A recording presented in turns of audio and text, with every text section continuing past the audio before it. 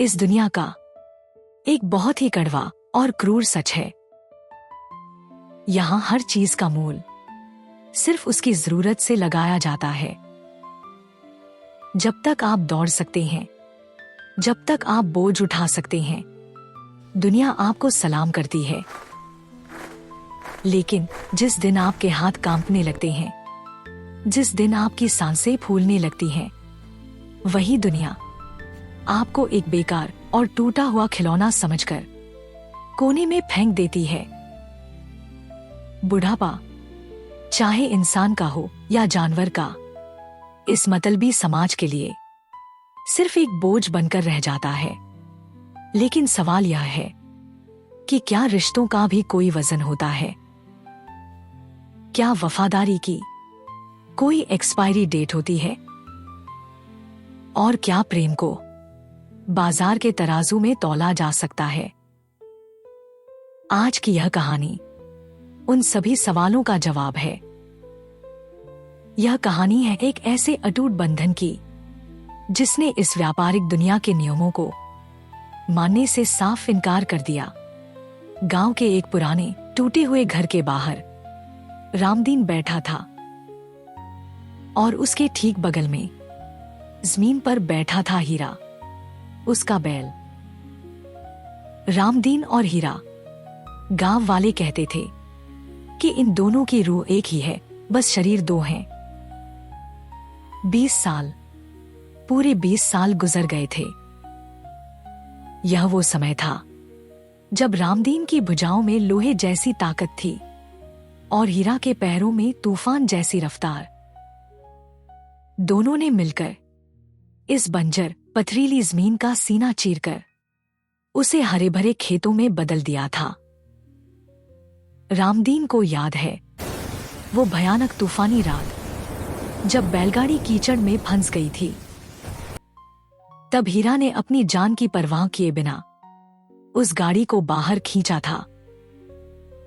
हीरा ने कभी थकान नहीं मानी, कभी शिकायत नहीं की। वो सिर्फ रामदीन की आंखों की भाषा समझता था। लेकिन अब वक्त का पहिया घूम चुका था। रामदीन की कमर समय के बोझ से झुक गई थी और हीरा, जो कभी शेर की तरह चलता था, अब अपनी जगह से उठने में भी कई मिनट लगाता था। उसकी पसलियां साफ गिनी जा सकती थी।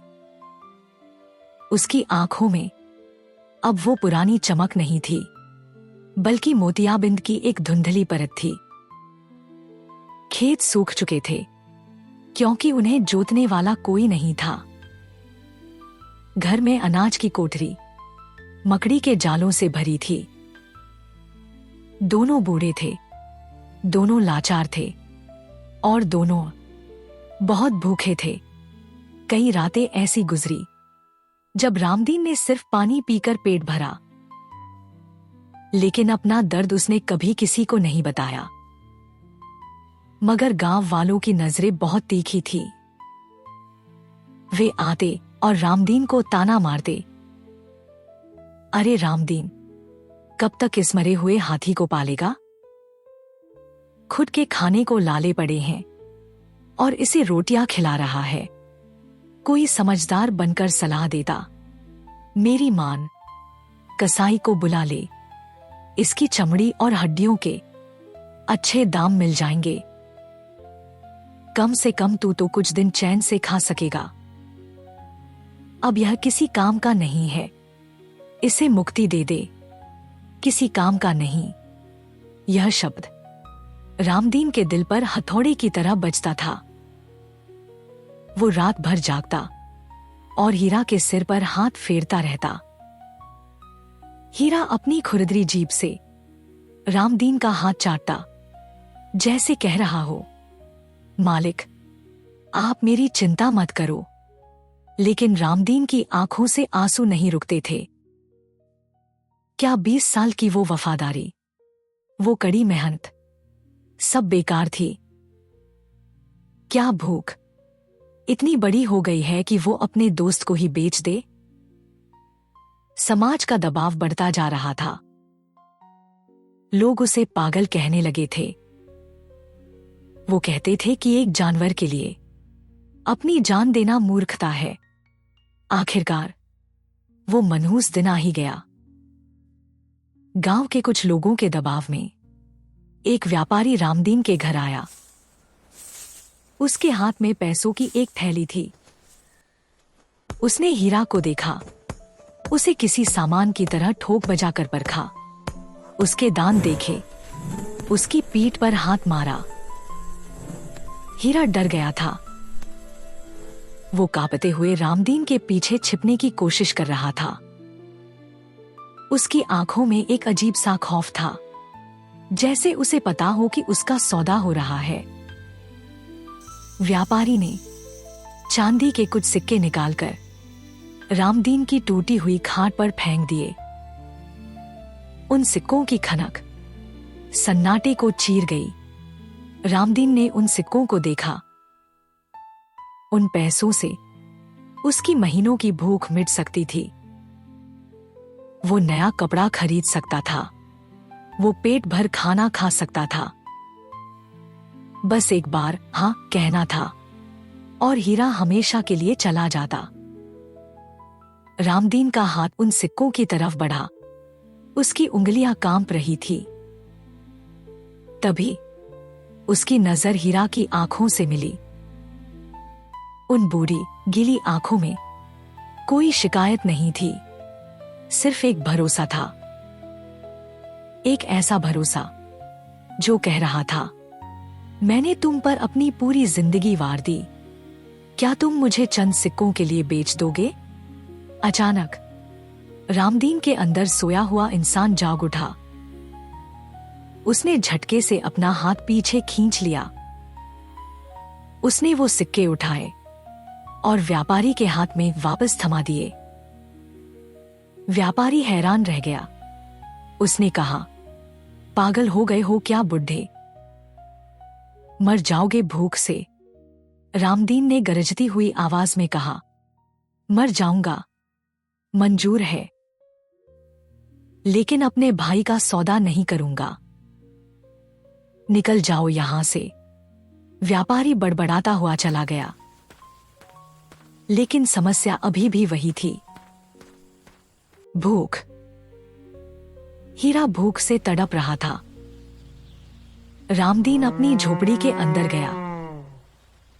उसने एक पुराने संदूक से एक पीला पड़ा हुआ कागज निकाला। यह उसकी जमीन का पट्टा था। वो जमीन जो उसके पूर्वजों की निशानी थी। वो जमीन जिसे हीरा ने अपने पसीने से सींचा था।